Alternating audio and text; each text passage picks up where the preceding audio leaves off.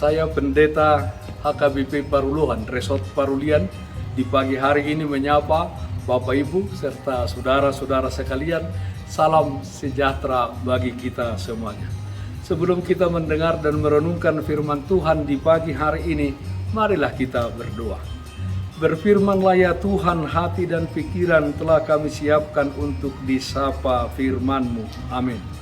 Firman Tuhan yang menjadi sumber kekuatan dan sukacita bagi kita di dalam melaksanakan aktivitas kita satu hari ini, Senin 20 September 2021, tertulis dalam kitab Ulangan pasal 32 ayat 10, demikian bunyinya.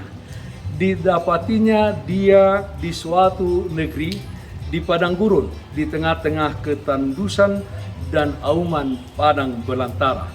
Dikelilinginya dia dan diawasinya, dijaganya sebagai biji matanya. Allah menjagamu seperti biji mata. Saudaraku yang terkasih dalam Kristus Yesus, dunia ini seperti padang belantara di dalam kehidupan kita. Kita bisa mengalami kehausan. Kita haus akan kasih dan cinta dari orang-orang yang terdekat kita, dari orang-orang di sekeliling kita. Banyaknya perbuatan kriminalitas, kejahatan yang semakin meningkat, yang menjadikan banyak orang hidup di dalam kekhawatiran dan ketakutan. Belum lagi persoalan-persoalan hidup yang terjadi di tengah-tengah keluarga kita, perekonomian kita yang berdampak tidak baik dari akibat pandemi COVID-19 ini yang berkepanjangan, yang sudah 2 tahun kita hadapi. Dan juga cuaca yang tidak bersahabat dengan kita yang bekerja di bidang pertanian. Intinya saudara-saudara, dunia ini seperti padang gurun yang tandus, yang di dalamnya terdapat keadaan yang bisa mencelakakan kehidupan kita. Saudaraku yang terkasih dalam Kristus Yesus, bangsa Israel bukanlah bangsa yang besar jika dibandingkan dengan bangsa-bangsa lain pada waktu itu. Akan tetapi Allah memilih bangsa Israel sebagai umat pilihannya dan sebagai biji matanya. Walau bangsa itu sering menjengkelkan Tuhan atas perbuatan mereka, tetapi Tuhan tetap setia mengasihinya dan menyertai umat pilihannya tersebut. Dan keadaan itu tidak dapat diganggu gugat oleh siapapun juga.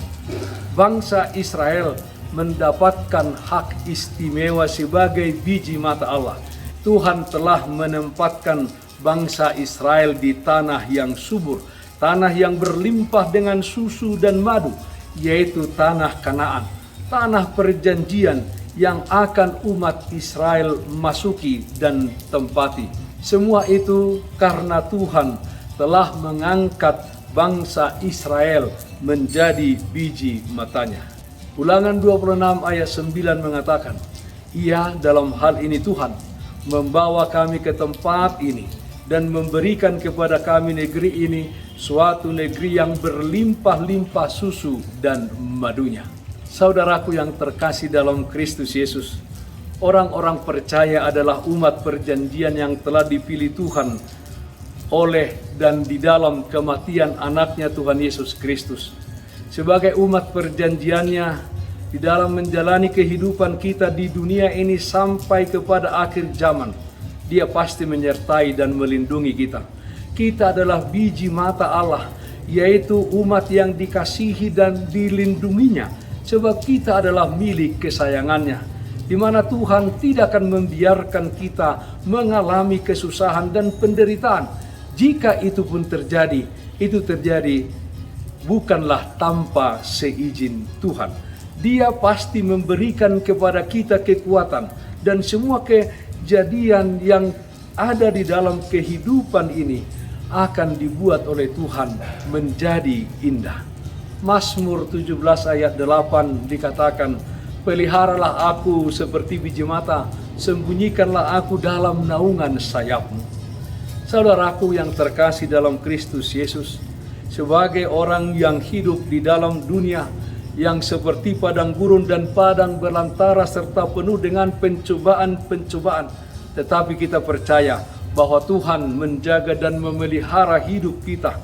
sebagai biji mata Tuhan, saudara-saudaraku, sudahkah kita bersikap sesuai dengan kehendaknya, sesuai dengan firman-Nya di dalam kehidupan kita?